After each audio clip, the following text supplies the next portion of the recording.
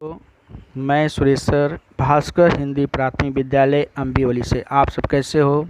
बहुत अच्छे। देखो बच्चों, हमारा विषय है परिसर अध्ययन, कक्षा है तीसरी। उसमें हम कौन सा पाठ पढ़ा रहे थे? हमारा गांव हमारा शहर। हमारे गांव और शहर में आपको परिचय दिया, उसमें आप भली भांति समझ भी गए। उसके बाद पिछली बार हमने ठाणे जिला के विषय में मानचित्र पढ़े और सूची भी पढ़े और उसके कुछ प्रश्न थे किताब में दिए। उस प्रश्न का उत्तर भी हम मानचित्र से ढूंढकर आपको बताएं और आपने उसे देखा और आपने मेरी आशा है कि आप लोग लिख चुके होंगे उसको उत्तर सब। अब आप आ जाएंगे किधर? पेज नंबर 43, 4003 देख रहे हैं, पेज नंबर 43। अब 4003 में आ गए आप, बराबर। अब 4003 में आने के बाद देखिए बच्चों, यहाँ पे एक चित्र दिख रहा है। चित्र आप देख रहे हो कि नहीं देख रहे हो? देखिए, दिख रहा है चित्र, बिल्कुल ध्यान से देखिए चित्र। ओके, चित्र में देखो, एक बार हम चित्र का अवलोकन कर लेते हैं। देखो, अभी इसमें हम दिखाएंगे कौन क्या हो सकता है। ये तो सबको मालूम है कौन है, डाकिया है, जो चिट्ठी लाते हैं, डाकिया। अब ये जो डाकिया है जो चिट्ठी ले रहा है वो तो माता जी मम्मी लग रही हैं, बराबर, ठीक है। और ये जो अंकल दिख रहे हैं वो तो पिताजी लग रहे हैं, बराबर, पिताजी लग रहे हैं, ठीक है। और ये पिताजी के जो पिताजी हैं वो दादाजी लग रहे हैं, और ये जो है दादी जी लग रही हैं। और ये दो बच्चे दिख रहे हैं, तो एक भाई होगा एक बहन। ये भाई है तो ये बहन है, बराबर है। यानी ये मम्मी, ये पापा, ये भाई, ये बहन, ये दादा, ये दादी, ये मम्मी हो गए, और ये डाकिया चिट्ठी लाया, ठीक है। अब इसमें सामान लोग कौन कौन सा इस्तेमाल कर रहे हैं? एक दो टीवी चल रहा है कि बंद है?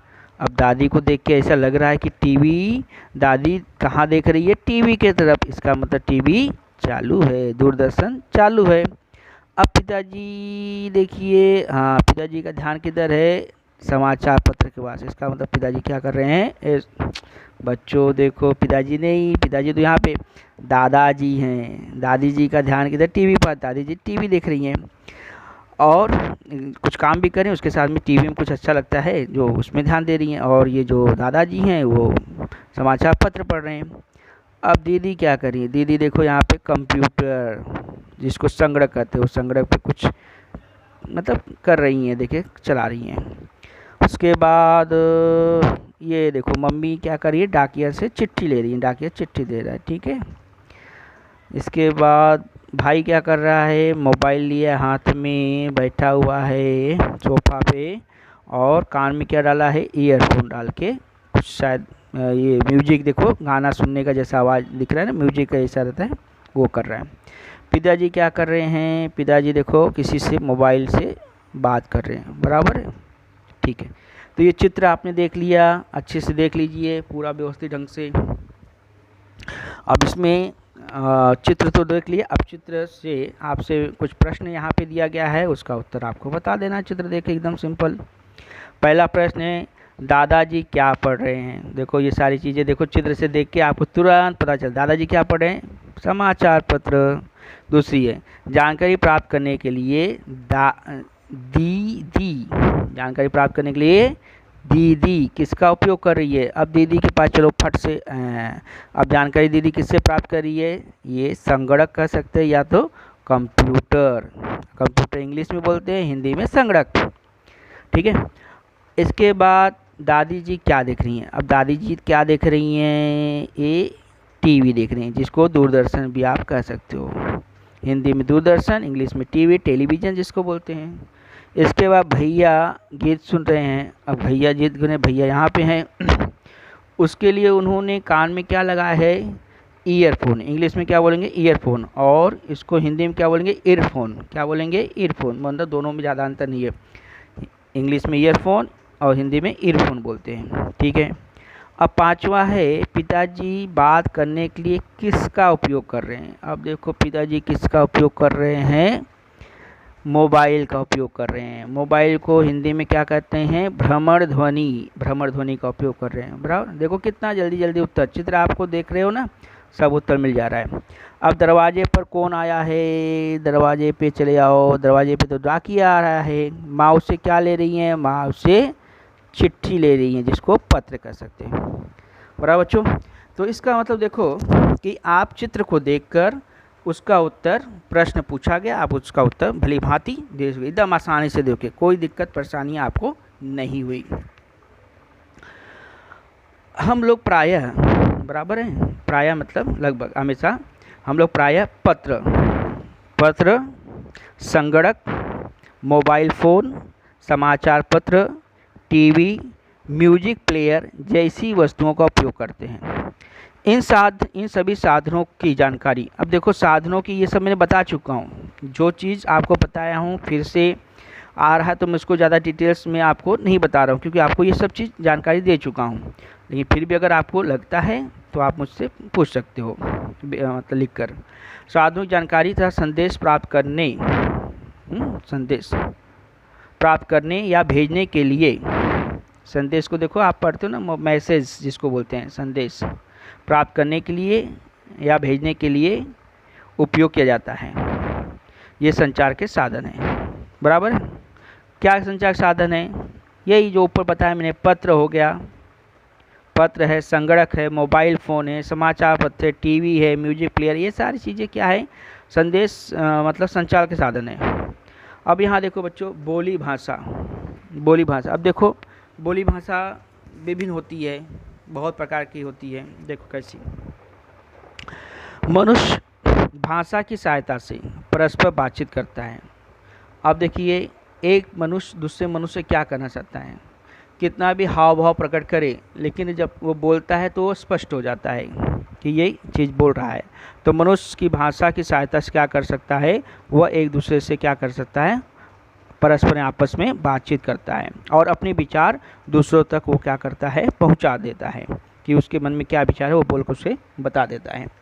इसके बाद एक ही भाषा विभिन्न प्रदेशों में अलग अलग ढंग से बोली जाती है। एक ही भाषा क्या होती है, विभिन्न प्रदेशों में अलग अलग ढंग से क्या की जाती है, बोली जाती है।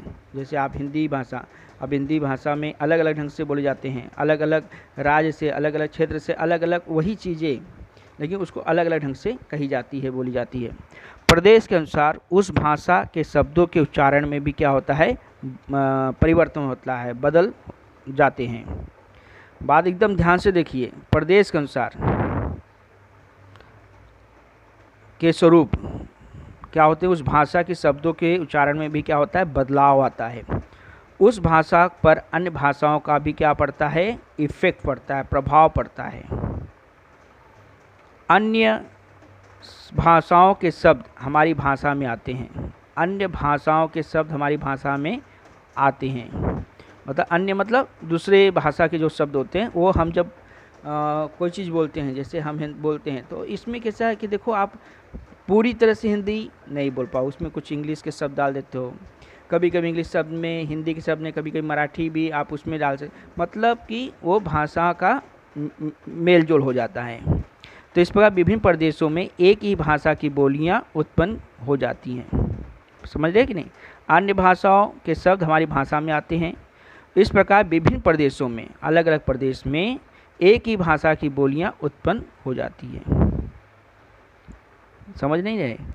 एक प्रकार विभिन्न प्रदेशों में, जैसे विभिन्न प्रदेश हैं, अलग अलग प्रदेश में आप राज्य में जाओगे, वहाँ पे कैसे होते हैं कि जैसे आप ये भाषा बोलती हो, लेकिन वहाँ पे जाने को लगेगा कि अरे उनकी भाषा हमें सीखनी चाहिए, उनकी भाषा, लेकिन वहाँ पे और भी ऐसे होते हैं कि वो आपकी भाषा समझ सकते हैं, बोलियाँ बोली जाती, उत्पन्न हो जाती हैं।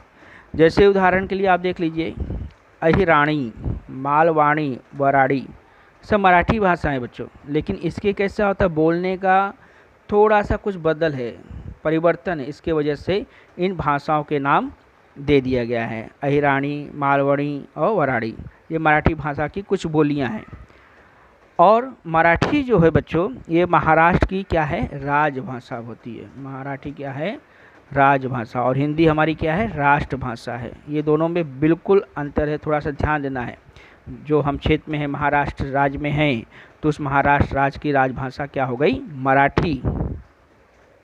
ठीक है बच्चों, अब इसके आगे का मैं आप लोग को अगली बार बताऊंगा।